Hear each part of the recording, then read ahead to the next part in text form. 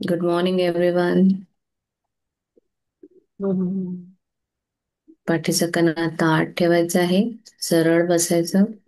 दीर्घ श्वास घेताना मन एकदम शांत स्थिर करायचं आहे. Hold, release. पुन्हा एकदा. Hold, release. One more time again. Take a deep breath. Hold, release. धन्यवाद, धन्यवाद, धन्यवाद परमेश्वरा. आजच्या या सुंदर, अतिशय मनमोहक अशा सुंदर सकाळसाठी खूप खूप शुभेच्छा. मी जागी आहे. मी जिवंत आहे. माझं हृदय चालू आहे. यासाठी खूप खूप धन्यवाद. मला एक नवीन दिवस तू दिला आहे. या एका नवीन दिवसासाठी तुझे खूप खूप आभार. मी स्वस्त मस्त आहे. सगळ्या गोष्टींचा अनुभव घेऊ शकते. माझ्या घरातले सगळे खूप छान स्वस्त मस्त आहेत. त्या सगळ्यांसाठी खूप खूप धन्यवाद परमेश्वरा. धन्यवाद माझ्या सुदृढ शरीरासाठी. धन्यवाद माझ्या पंचेंद्रिय कायासाठी. धन्यवाद, धन्यवाद, धन्यवाद. धन्यवाद माझ्या आईसाठी जिने मला जन्म दिला, माझं पालन पोषण केलं. धन्यवाद माझ्या वडिलांसाठी ज्यांनी आम्हाला वाढवलं. धन्यवाद त्या दोघांसाठी ज्यांनी आम्हाला ही सृष्टी दाखवली. धन्यवाद, धन्यवाद, धन्यवाद. धन्यवाद माझ्या सगळ्या पूर्वजांसाठी. त्यांना हात जोडून आशीर्वाद मागायचा आहे. आपले पूर्वज आपल्याला आशीर्वाद देत आहे. सगळ्या पूर्वजांना आठवायचं आहे.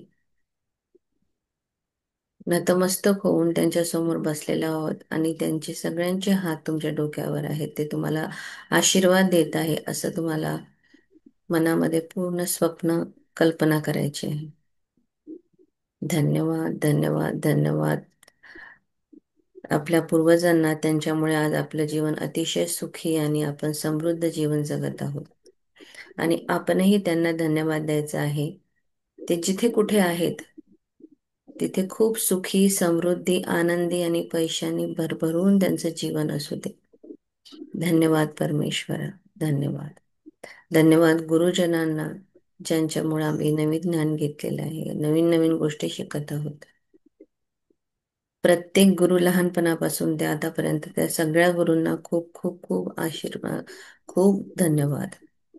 धन्यवाद नवग्रहांना. त्या नवग्रहांना आवाहन करायचं की आमचं जीवन सुरळीत, सुखरूप आणि यशस्वी ठेवण्यासाठी तुम्ही जे आम्हाला मदत करता अलाइनमेंट राहण्यासाठी, त्यासाठी खूप खूप धन्यवाद. सूर्य, चंद्र, रवी, राहू, केतू सगळ्या नवग्रहांच्या साठी खूप खूप धन्यवाद. धन्यवाद पंचतत्वांसाठी. धरती माता जी सतत ग्राउंडेड राहायला शिकवते, जी आम्हाला भरपूर सुखसोयी उपलब्ध करून देते, त्या धरती मातेसाठी खूप खूप धन्यवाद. धन्यवाद जलतत्वासाठी. पाणी जे आम्हाला तृष्णा भागवतं. धन्यवाद अग्निदेवतेसाठी, जी पोटामध्ये उदराग्नी आमचं अन्न पचन करण्यास मदत करते, शरीराला गरम ठेवते. त्या अग्नीसाठी खूप खूप धन्यवाद. धन्यवाद वायू तत्वासाठी, जे आमच्या शरीरामध्ये प्राणवायू आहे. श्वासोच्छवासाद्वारे ऑक्सिजन घेतला जातो. कार्बन डायऑक्साईड आपण बाहेर काढतो. त्या सुंदर हवेसाठी खूप खूप धन्यवाद. धन्यवाद स्पेस एलिमेंटसाठी, जे पंच स्पेस एलिमेंट नवीन नवीन गोष्टी शिकण्यासाठी आमच्या डोक्यामध्ये जी स्पेस आहे, मेंदूमध्ये जी स्पेस आहे, त्यामुळे आम्ही नवीन गृहन गोष्टी करतो. आपल्या घरातील स्पेसमुळे आपण इकडे तिकडे फिरू शकतो. या अतिशय महत्त्वपूर्ण स्पेस एलिमेंटसाठी खूप खूप धन्यवाद. धन्यवाद, धन्यवाद. धन्यवाद या संपूर्णत्वाच्या, या पूर्णत्वाच्या दिवसासाठी. चमत्कारामागून चमत्कार आणि नवीन नवीन अद्भुत आणि छान छान गोष्टी माझ्या आयुष्यामध्ये होत आहे. मी खूप भाग्यवान आहे. माझ्यामध्ये दैवी प्रेमाचा संचार आहे. हे दैवी प्रेम मला ज्यांनी दुखवलं त्यांना माफ करण्यास मला मदत करतं. आणि मी जर कुणाला दुखवलं असेल तर त्यांची माफी मी मागत आहे. धन्यवाद परमेश्वरा, सुख सोयींसाठी, समृद्धीसाठी, आरोग्यासाठी. धन्यवाद माझ्या सगळ्या मित्रमैत्रिणींसाठी. धन्यवाद माझ्या नातेवाईकांसाठी. धन्यवाद मला आयुष्यभर दिलेल्या धनासाठी. धन्यवाद, धन्यवाद, धन्यवाद. धन्यवाद माझ्याकडे पैसा, वेळ, आरोग्य दिल्यामुळे मी माझ्या जीवनात खूप सुखसोयींचा उपभोग घेऊ शकते. माझं जीवन हे अद्भुत आणि चमत्कारिक बनवण्यासाठी खूप खूप धन्यवाद. धन्यवाद, धन्यवाद, धन्यवाद. मी पद्मपदम भाग्यशाली आहे. परमात्माचा सदा साथ आणि हात माझ्या डोक्यावर आहे. मी परमेश्वराची अतिशय लाडकी संतान आहे. मी भाग्यवान आहे. मी पैशांची चुंबक आहे. मी पैशांवर खूप प्रेम करते आणि पैसा माझ्यावर त्याहूनही जास्त प्रेम करतो. धन्यवाद, धन्यवाद, धन्यवाद. मी भाग्यवान आहे. यश आणि कीर्ती, मला प्रत्येक कार्यामध्ये यश आणि कीर्ती प्राप्त होत आहे. ज्या कामाला मी हात लावते त्याचं सोनं बनत आहे. प्रत्येक दिवस हा माझ्यासाठी चमत्काराने भरलेला आहे आणि अतिशय सुख सोयी घेऊन माझ्याकडे येतो आहे. धन्यवाद, धन्यवाद, धन्यवाद. धन्यवाद परमेश्वरा. आपल्या आतमध्ये असलेल्या आत्म्याला आत्मवंदन करायचं आहे. धन्यवाद. Thank you so much everyone. Thank you electricity. Thank you wifi. Thank you everyone. Thank you zoom. धन्यवाद. चला आजचं लेसन लास्ट 4.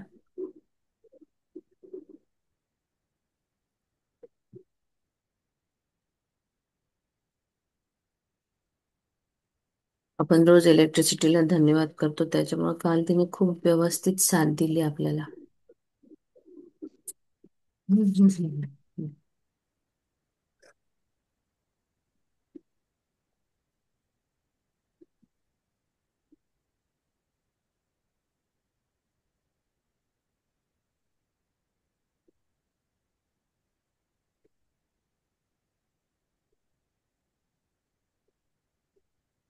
तारुण्याचे रहस्य. तुमच्या अंतर्मनाची चमत्कारिक उपचारक आत्मनूतनीकरण शक्ती अनुभवा आणि तारुण्याचे दिवस परत मिळवा. तुम्ही आध्यात्मिकतेने भारावले गेले आहात. तुम्ही तरुण, उत्साही व अधिक शक्तिशाली झाले आहात. याचा अनुभव तेव्हाच घेऊ शकता जेव्हा तुम्ही बाह्य मनाने व अंतर्मनाने आनंदी व समाधानी असाल. तुमच्या डोक्यावर जो प्रकाश पडतो तो दिव्य ज्ञान आहे. हे ज्ञान तुम्हाला जे जे जाणून घ्यायचे आहे ते सर्व तुमच्या समोर प्रकट करते. तुमच्यातील सच्चेपणा हा तिच्यामुळेच अधोरेखित होत असतो. तुम्ही तुमच्या अंतर्मनाच्या मार्गदर्शनानुसार वाटचाल करत असता, कारण तुम्हाला माहीत आहे की प्रकाशाचा एक किरणही अंधार दूर करू शकतो. येस, आपल्या तारुण्याचं रहस्य काय आहे तर आपल्या अंतर्मनामध्ये जी शक्ती आहे, चमत्कारिक शक्ती आहे, उपचारक, जे आपल्याला सतत म्हणजे प्रोटेक्शनचं काम करतं. आत्मनुती करणं, म्हणजे नवीन आपल्या आत्म्याला नूतनीकरण करण्याची शक्ती त्या याच्यामध्ये सबकॉन्शियस माइंडमध्ये आहे, अंतर्मनामध्ये आहे. तर ती शक्तीचा अनुभव करून तुम्ही तुमचं तारुण्याचे दिवस परत मिळवा. म्हणजेच असं नाही की तुम्ही पूर्णपणे यंग व्हाल आणि म्हणजे धावायला लागाल. तू त्या जोमाने, त्या उत्साहाने तुम्ही नवीन काहीतरी गोष्टी तुम्ही करू शकाल. तुमच्या डोक्यामध्ये येणारे निगेटिव्ह, नकारात्मक, अगदी म्हणजे मी हताश होऊन मला काहीच नाही आहे, असे जे निगेटिव्ह विचार असतात ते तुमच्यातून बाहेर पडतील. तुम्हाला नवीन दृष्टिकोन मिळेल जीवनाकडे बघण्याचा. नवीन नवीन कल्पना, नवीन गोष्टी तुमच्या समोर येतील. तुम्हाला स्वतःला त्या तुम्ही अध्यात्माने कडे वळू शकता. तरुण, उत्साही, अधिक शक्तिशाली झाल्यासारखं वाटेल. म्हातारे लोक बघा, पंढरपूरची यात्रा करणार आहेत, किती म्हातारे असतात ते, किती त्यांच्यामध्ये जोश असतो जेव्हा ते अध्यात्म म्हणजे परमेश्वराजवळ त्यांचं जे प्रेम असतं ते दाखवताना, तिथे वय वगैरे काही नाही, ते खूप उत्साह येतो त्यांच्यामध्ये. जसं काही तरुण मुलगा सुद्धा तेवढा नाचणार नाही, तेवढ्या जोमाने, तेवढ्या यांनी ते खूप नाचतात, गातात, पायी वाऱ्या करतात. ही ती शक्ती आहे जी तुम्हाला तेव्हा बळ देते, अगदी तरुण झाल्यासारखं वाटतं. आणि त्या वेळेस तुम्ही खूप आनंदी, समाधानी राहतात. तुमच्या डोक्यामध्ये एक दिव्य ज्ञान प्रकाश तेव्हा पडतो. आणि हे जे ज्ञान आहे तुमच्या समोर जेव्हा प्रगट होतं, आणि तेव्हा तुम्हाला खरं ते अंतर्मनाची शक्ती तुम्हाला एक चांगल्या मार्गाकडे घेऊन जाईल. आणि कुठल्याही अंधाराला, निगेटिव्ह थॉट मीन्स अंधार, कुठल्याही निगेटिव्हिटीला दूर करायचा मार्ग हा आपल्याला उजेडच देत असतो. तर तो एक अंधार दूर करून आपल्याला उजेड मिळतो आपल्या अंतर्मनाच्या शक्तीने. एक एक छोटा किरण आपला अंधार दूर करू शकतो. तर आपल्याला विचार बदलवायचे, आपल्या अंतर्मनातल्या शक्तीला ओळखायचं आहे, आणि त्याचा वापर करून तुम्ही तुमच्या जीवनाला समृद्ध बनवू शकता. आणि अंतर्मनाच्या मार्गदर्शनानुसार, म्हणजे तो जसं मार्गदर्शन करेल त्याप्रमाणे तुम्हाला तुमच्या आयुष्याची वाटचाल करायची आहे. सकारात्मक दृष्टिकोन ठेवा. हे दोन्ही पॅरेग्राफ वाचून घे. हा. मी म्हातारा झालोय असं म्हणण्याऐवजी मी वयानुसार अधिक प्रगल्भतेकडे वाटचाल करत आहे असं म्हणा. वृद्धत्व म्हणजे उतरती काळा, आजारपण, निरुपयोगीपणा असं म्हणणाऱ्या सर्व माध्यमांकडे दुर्लक्ष करा, कारण ते खोटं आहे.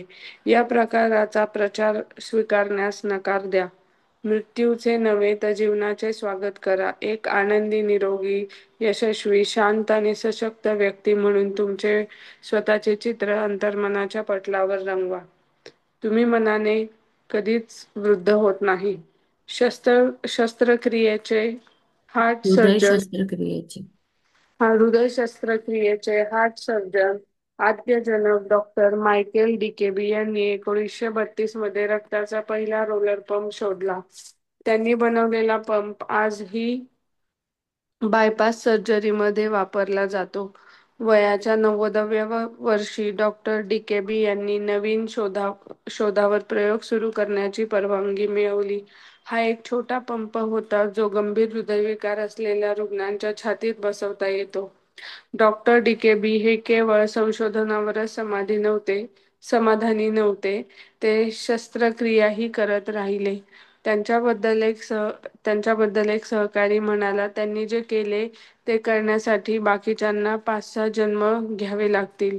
डॉक्टर डिकेबी यांनी वयाच्या 90व्या वर्षी आपल्या जीवनाचे तत्वज्ञान अशा प्रकारे मांडले: जोपर्यंत तुम्ही शारीरिक आणि मानसिक दृष्ट्या सक्षम असाल आणि आव्हानांना सामोरे जात राहाल, तोपर्यंत तुम्ही चिरतरुण राहाल आणि तुमचे जीवन रोमांचक राहील.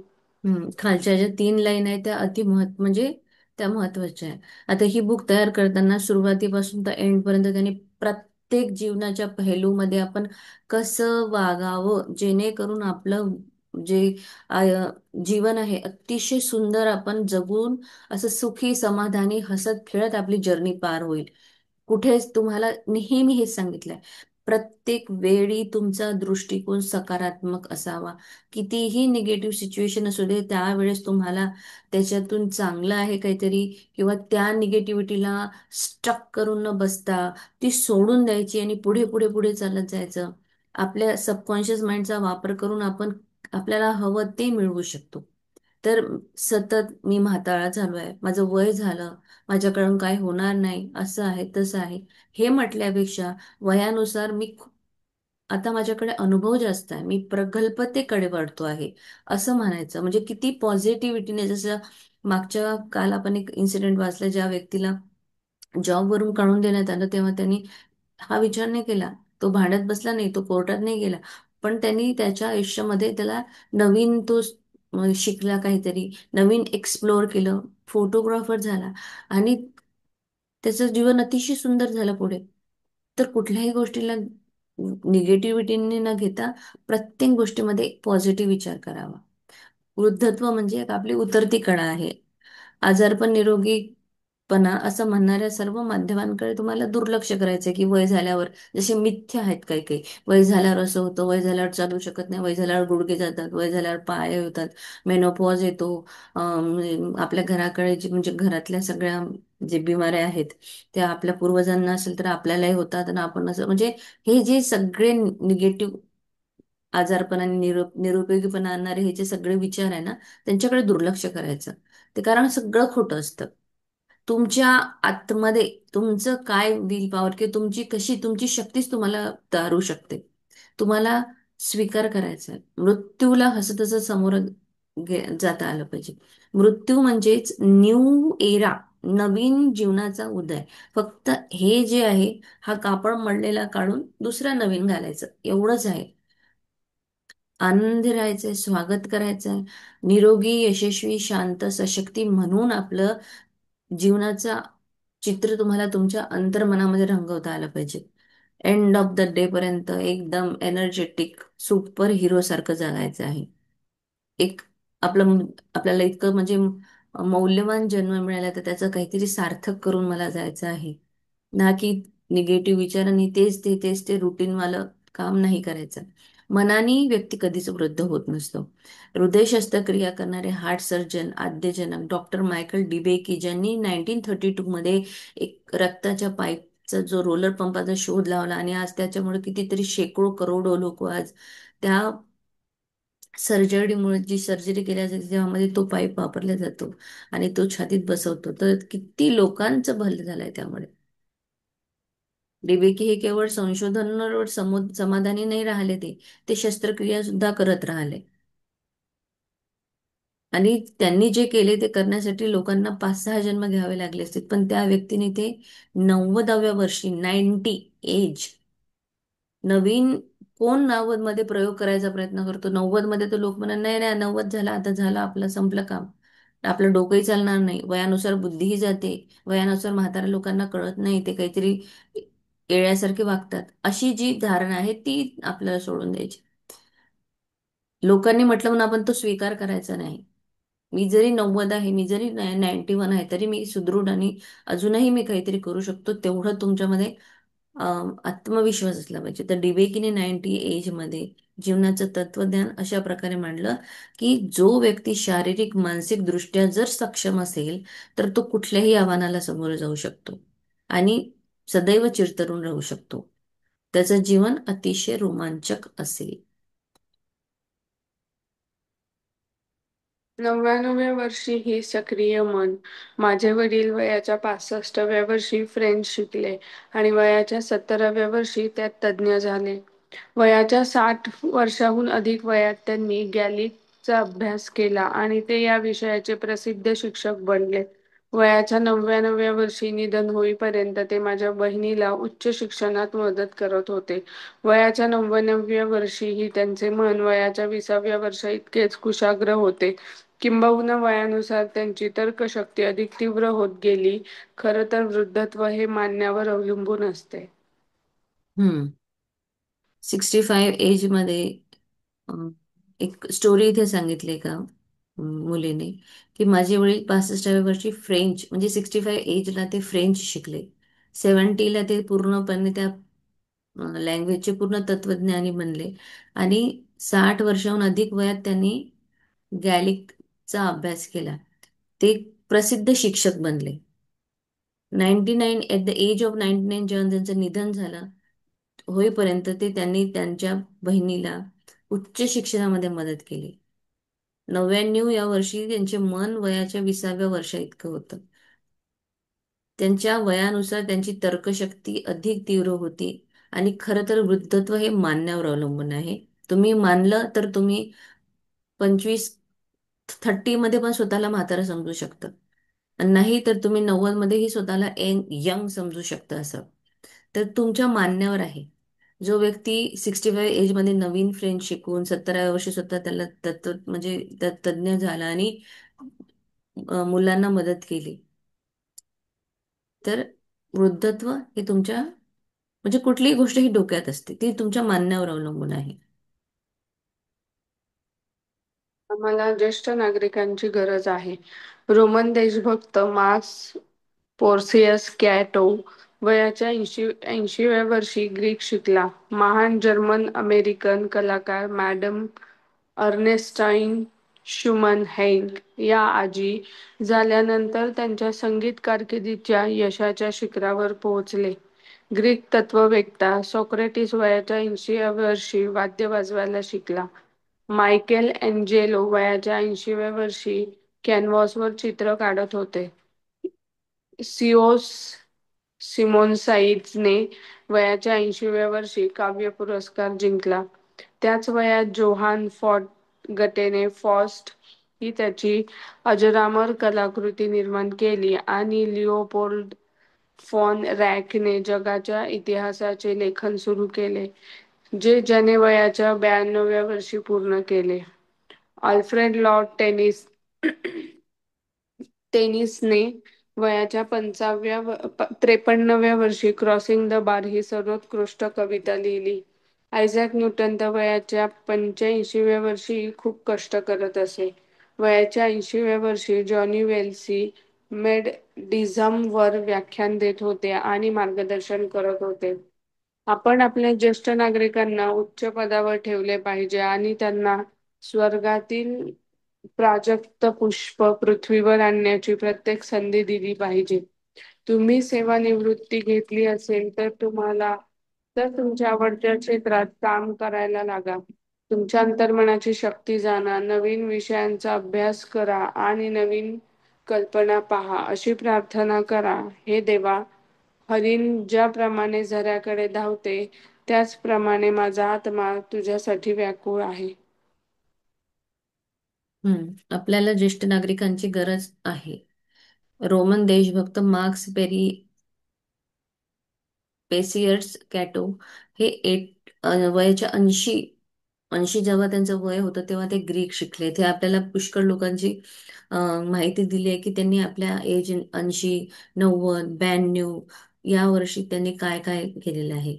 जर्मन अमेरिकन कलाकार जे शुभम हॅक या आजी झाल्यानंतर संगीत कारकिर्दीत त्यांनी यशाच्या शिखरावर पोहोचवले.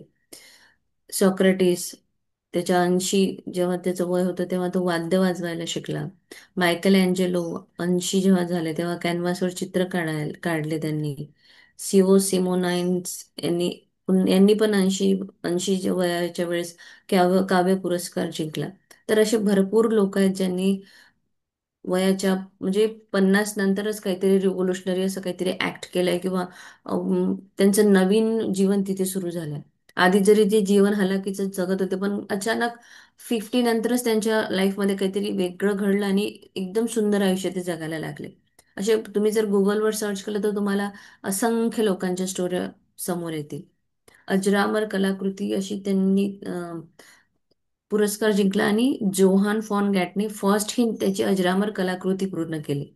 लिओपोल्ड फॉन्क रॅकने लेखन सुरू केलं. तर असे भरपूर लोक आहेत ज्यांनी काही ना काहीतरी आपल्या वयाच्या 80, 82 वर्षी केलेलं आहे. तर या सगळ्यावरून आपल्याला एकच म्हणणं आहे की म्हातारपणाला धरून बसायचं नाही.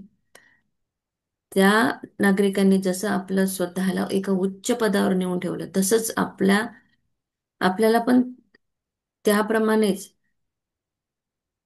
आपल्याला स्वर्गामधलं प्राजक्ता पुष्प म्हणजेच स्वर्गातील काहीतरी गोष्टी जी आपल्याला पृथ्वीवर आणायची संधी मिळाली आहे आणि ती आपल्याला आपण एक जॉब म्हणून आपल्याला परमेश्वराने खाली पाठवलं. ती एक कंप्लीट झाली की मग आपण वर जाणार. तर सेवानिवृत्ती घेतली तर आवडत्या क्षेत्रामध्ये तुम्हाला काम करायला पण मिळतं. जेव्हा तुम्ही पूर्ण स्ट्रगल करता, तुमचं जॉब वगैरे सगळं होते आणि कुठे आवडती गोष्ट नाही करू शकत, तर त्यावेळेस तुम्ही रिटायरमेंट नंतर ह्या गोष्टी करू शकता. तुमच्या अंतर्मनाच्या शक्तीचा जाणीव घ्या, त्याला जागरूक करा, तिच्या शक्तीचा अनुभव घ्या, तिला ओळखा आणि नवीन विषयाचा अभ्यास करून नवीन नवीन गोष्टी करायला सुरुवात करा आणि परमेश्वराजवळ प्रार्थना करायची की जसं हरिण झऱ्याकडे धावतं तसं माझं मन तुझ्यासाठी व्याकुळ होत आहे. बस. वृद्धत्वाची फळे. त्याचे शरीर मुलाच्या शरीरापेक्षा ताजे केले जाईल. तो त्याच्या तारुण्याच्या दिवसापर्यंत पोहोचेल. वृद्धत्व म्हणजे ईश्वराचे सखोल चिंतन मनन करणे होय. तुम्ही एका अनंत यात्रेतील प्रवासी आहात याची जाणीव ठेवा. ही जाणीव तुम्हाला झाली म्हणजे त्या स्त्रोतकर्त्याप्रमाणे तुम्हीही म्हणाल, त्यांना वृद्धपणात आणखीन फळे येतील, हे ते धष्टपुष्ट आणि सुदृढ असतील. परंतु आत्म्याची फळे म्हणजे प्रेम, आनंद, शांती, संयम, नम्रता, चांगुलपणा, विश्वास, नम्रता, सहिष्णुता ही आहे. त्यांच्या विरोधात कोणताही कायदा नाही. तुम्ही एका अशा अमर्याद जीवनाचे पाल्य आहात ज्याला अंत नाही आणि तुम्ही अमरतत्वाचे वारसदार आहात. येस, आत्मा कधी मरत नाही. तो कधी जळत नाही. त्याला आपण बांधूनही ठेवू शकत नाही. तो अजरामर आहे. फक्त तो एकातून दुसऱ्याकडे, दुसऱ्यातून तिसऱ्याकडे असते, त्याची ती जर्नी असते.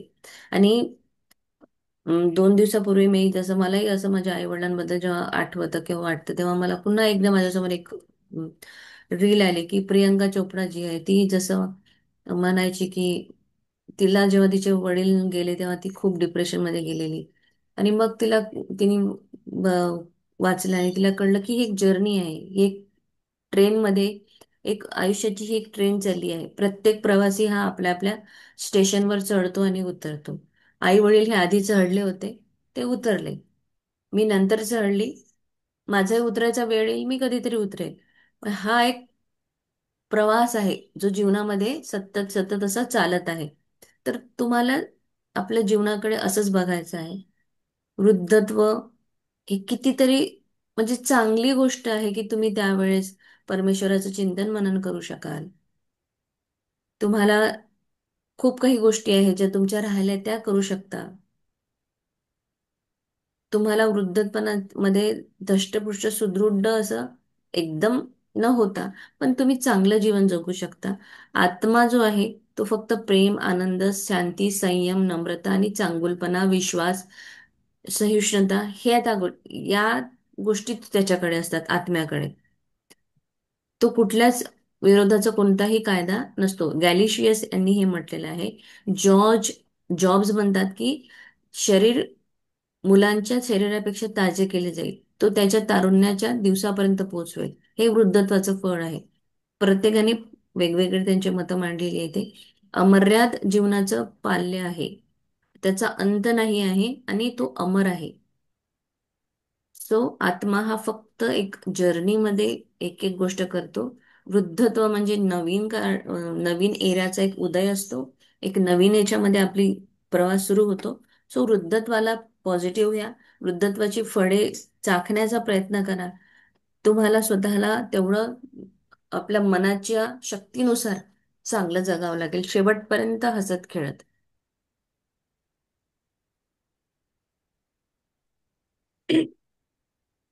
हे लक्षात ठेवा. संयम, दयाळूपणा, प्रेम, सद्भावना, आनंद, बुद्धिमत्ता आणि समजूतदारपणा यासारखे गुण कधीच वृद्ध होत नाहीत. ते आत्मसात करा आणि तुमच्या वर्तमानातून ते जाणून द्या. म्हणजे तुम्ही मानसिक आणि शारीरिक दृष्ट्या तरुण राहाल. काळाच्या परिणामाची मानसिक भीती हे अकाली वृद्धत्वाचे कारण असू शकते. वृद्धत्व म्हणजे आयुष्यातील कमी झालेले दिवस नव्हे, तर तो मानवी मनातील बुद्धीचा उदय आहे. तुमच्या आयुष्यातील सर्वात फलदायी वर्ष म्हणजे 65 ते 95 ही वर्ष असू शकतात. वृद्धकाळाचे स्वागत करा. याचा अर्थ असा आहे की तुम्ही जीवनाच्या मार्गावर उंच जात आहात, ज्याला अंत नाही. हम्म. सो हे जी दयाळूपणा, प्रेम, सद्भावना, आनंद हा जेव्हा माणूस जन्माला येतो तेव्हाही तोच असतो आणि जेव्हा त्याचं एज होती तेव्हाही तेच असतात. त्या गोष्टी कधीच आनंद, बुद्धिमत्ता, प्रेम, दयाळूपणा हे असं वयानुसार कधी बदलत नाही. ते सेम असतं. तेवढंच तसंच असतं ते. ते कधीच म्हातारं होत नाही. आपल्याला आत्मसात करायचं आहे की आपल्या वर्तनातून जाणून घ्यायचं आहे की मानसिक आणि शारीरिक दृष्ट्या आपण तरुण राहायचे आहे. म्हणजे काळाच्या परिणामाची भीती, मग कसं होईल, पुढे काय होईल, असं तसं हे जे विचार आहे ते तुम्हाला आधी म्हातारे करतील. शरीर म्हातारा नंतर होईल पण विचारच सुरुवातीला म्हातारे करतात. वृद्धत्व म्हणजे आपल्या आयुष्यातला एक एक दिवस कमी झाला असं न समजता आता मला नवीन माझ्या बुद्धीचा उदय झाला आहे. असं समजून घ्यायचं आहे. प्रत्येक वर्ष जे आहे एक फळ देणारं आहे. आणि मेन म्हणजे 65 ते 95 ही वर्ष अशी आहे जी आपल्याला आयुष्यामध्ये खूप काही देतात, जिथे आपण भरपूर गोष्टी शिकू शकतो. आपल्या स्वतःसाठी वेळ असतो तो. वृद्धपणाचं स्वागत करायचंय, वृद्धापकाळाचं. याचा अर्थ असा आहे की जीवनाच्या मार्गावर आपल्याला उंच उंच जायचं आहे, जिथे अंत नाही आहे ज्याचा. देव जीवन आहे. देव जीवन आहे आणि हे आता तुमचे जीवन आहे. जीवन हे सदैव नूतनीकरण करणारे, शाश्वत आणि अविनाशी आहे आणि हेच मानवाच्या बाबतीत सत्य आहे. तुम्ही सदैव जगा, कारण तुमचे जीवन हे देवाचे जीवन आहे. तुम्ही तुमचे मन पाहू शकत नाही, पण तुम्हाला माहित आहे की तुमच्याकडे मन आहे. तुम्ही वृत्तीला पाहू शकत नाही, पण तुम्हाला खेळाची वृत्ती खरी आहे. तसेच वक्त्याची, कलेची, संगीताची वृत्ती या खऱ्या आहेत हे तुम्हाला माहीत असते. त्याचप्रमाणे चांगुलपणा, सत्य आणि सौंदर्याची वृत्ती ज्या तुमच्या मनात प्रवाहित होतात त्या देखील खऱ्या आहेत. तुम्ही जीवन पाहू शकत नाही, परंतु तुम्हाला माहीत आहे की तुम्ही जिवंत आहात. म्हातारपण म्हणजे देवाच्या सत्यांचा सर्वोच्च दृष्टिकोनातून विचार करणे असे म्हणता येईल. तारुण्याच्या सुखापेक्षा म्हातारपणाचे सुख मोठे असते. या काळात तुमचे मन आध्यात्मिक आणि मानसिक खेळात गुंतलेले असते. निसर्ग तुमच्या शरीराची गती कमी करतो, ज्यामुळे तुम्हाला परमात्म्याचे ध्यान करण्याची संधी मिळते. आपण एखाद्या व्यक्तीच्या वयाची वर्षे मोजत नाही, जोपर्यंत त्याच्याकडे मोजण्यासारखे दुसरे काही नसते. तुमची श्रद्धा आणि विश्वास कधीच नष्ट होत नाही. तुम्ही तितकेच तरुण आहात जितके तुम्ही स्वतःला मानता. तुम्ही तितकेच बलवान आहात जितके तुम्ही स्वतःला मानता. तुम्ही स्वतःला मानता तितकेच तुम्ही उपयुक्त असता. तुम्ही तुमच्या विचारा इतकेच तरुण असता. मग कम्प्लीट करून टाके पूर्ण पॉइंट. 21. फक्तच वाचून होतील ते 5:45 झालेत ना? मी करते. Okay, fine. तुमचे पांढरे केस म्हणजेच वृद्धत्व ही एक संपत्ती आहे. तुम्ही वयपरत्वे आलेल्या अनुभवातून जो शहाणपणा, ज्या क्षमता, जी प्रतिभा मिळवलेली असते ती विकत असता. फॅशनेबल आहार आणि महागड्या गोळ्या तुम्हाला तरुण ठेवणार नाहीत. माणूस जसा विचार करतो तसाच तोही असतो. म्हातारपणाच्या भीतीमुळे शारीरिक आणि मानसिक बिघाड होऊ शकतो. ज्याची मला खूप भीती वाटत होती ते घडले आहे असा विचार टाळा. जेव्हा तुम्ही स्वप्न पाहणे बंद करता आणि जीवनातील स्वारस्य गमावता, तेव्हा तुम्ही वृद्ध होता. जेव्हा तुम्ही चिडखोर, निंदक, लहरी आणि भांडखोर बनता, तेव्हा तुम्ही वृद्ध होता. तुमचे मन देवाच्या सत्यांनी भरून टाका आणि त्याच्या प्रेमाचा प्रकाश सर्वत्र पसरवा. हेच तारुण्य आहे. पुढे पहा, कारण प्रत्येक वेळी तुम्ही अमर्याद जीवनाकडे पाहत आहात. तुमची सेवानिवृत्ती ही एक नवीन मोहीम आहे. नवीन अभ्यास आणि आवडीकडे लक्ष द्या. पूर्वी तुम्ही कमाई करण्यात व्यस्त असल्यामुळे करू शकत नव्हता अशा तुम्हाला नेहमी करायच्या असलेल्या गोष्टी तुम्ही आता करू शकता. जीवन जगण्यावर लक्ष केंद्रित करा. निर्माते व्हा, समाजाचे कैदी बनू नका. तुमच्या गुणांना व प्रतिभेला अतिविनम्रतेच्या बुरख्याआड झाकून ठेवू नका. तरुणपणाचे रहस्य म्हणजे प्रेम, आनंद, आंतरिक शांती आणि हास्य. देव आनंदाने परिपूर्ण आहे. देवामध्ये अंधाराचा लवलेशही नसतो. समाजाला तुमची गरज आहे. अनेक महान तत्ववेत्ते, कलाकार, शास्त्रज्ञ, लेखक आणि इतर प्रसिद्ध व्यक्तींनी वयाच्या 80 नंतर आपले महान कार्य केले आहे. वृद्धकाळाची फळे म्हणजे प्रेम, आनंद, शांती, सौम्यता, चांगुलपणा, विश्वास, नम्रता आणि संयम. तुम्ही अंतहीन अशा अमर्याद जीवनाचे पाल्य आहात. तुम्ही अमरत्वे वारसदार आहात. तुम्ही अद्वितीय आहात. थँक्यू. सो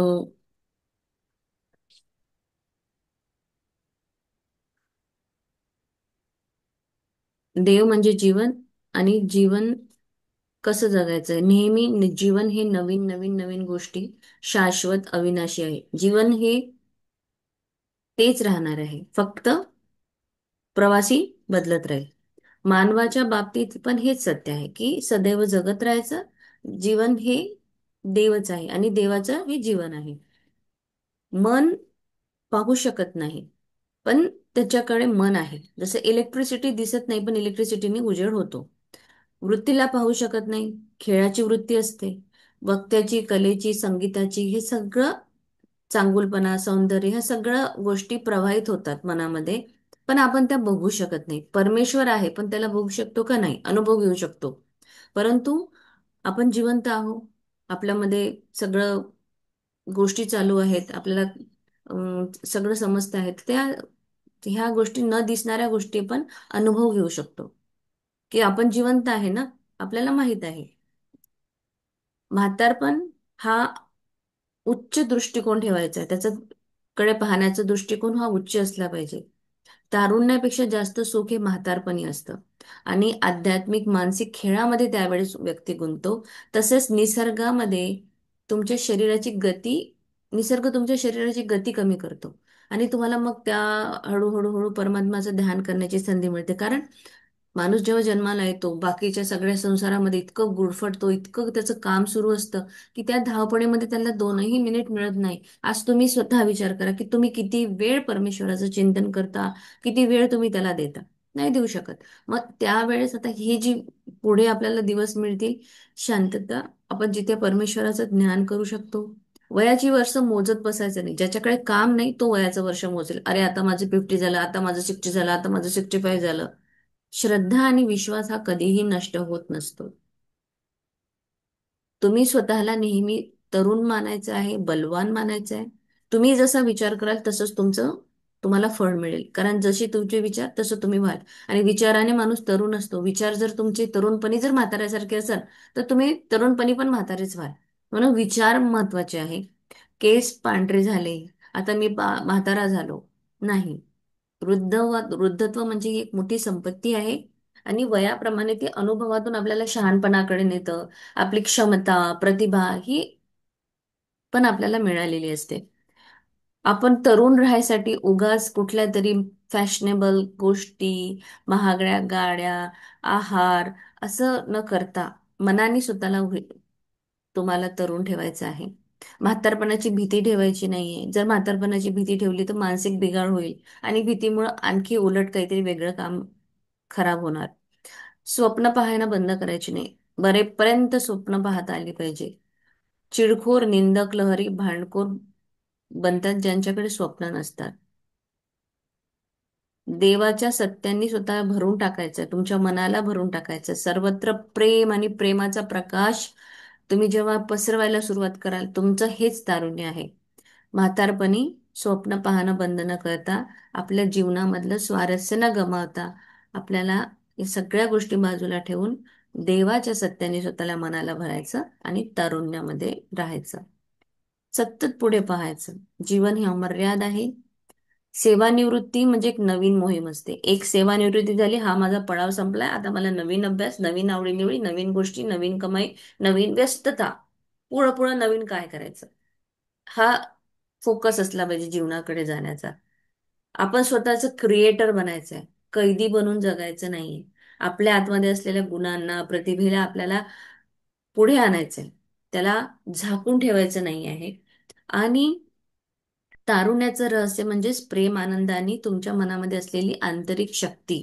तुम्ही हास्य, देव हा आनंदाने, आणि परमेश्वराने आनंद आणि आनंदासाठीच पाठवलाय, प्रेमासाठी पाठवलाय. प्रेम तुमच्यामध्ये देवाच्या अंधाराचा लवलेशही, म्हणजे तारुण्याचं रहस्य म्हणजे प्रेम, आनंद, आंतरिक शक्ती, हास्य. देव हा सुद्धा आनंदाने परिपूर्ण आहे. तो कधी जसा नाराज राहत नाही, किंवा त्याला काही, तसं तुम्हाला देवाचा अंश आहात ना आपण. तर मग आपल्याला तो अंधाराचा अवलवलेश नसायला पाहिजे. समाजाला आपली गरज आहे. प्रत्येक व्यक्तीची समाजाला गरज असते. कलाकार, शास्त्रज्ञ, लेखक, प्रसिद्ध व्यक्ती, ज्या लोकांनी 80 नंतर मोठी मोठी कार्य केलेली आहेत. वृद्ध काळ हे एक फळ आहे. म्हणजे प्रेम, आनंद, शांती, सौम्यता, चांगुलपणा, विश्वास, नम्रता आणि संयम हे वृद्ध काळात येतात. तारुण्यात ह्या गोष्टी राहत नाही. काही काही लोक खूप शॉर्ट टेम्पर आहे, ते असं, हे तारुण्याचं काम असतं. पण जसं जसं अनुभवातून पुढे पुढे पुढे पुढे जातो, त्या व्यक्तीमध्ये वेगळे गुण येतात आणि चांगले गुण येतात. तुम्ही अंतहीन अशा अमर्याद जीवनाचे पाल्य आहात, आणि तुमचे अमरत्वाचे तुम्ही वारसदार आहात. तेव्हा तुम्हाला स्वतःची शक्ती ओळखायची आहे आणि मी म्हातारा झालो हा एक थॉट आहे तो सोडून द्यायचा आहे. Thank you so much. इथे लेसन संपलं आहे, आपली बुक संपली. त्याच्यानंतर काय करायचं ते आपण नंतर बघूया.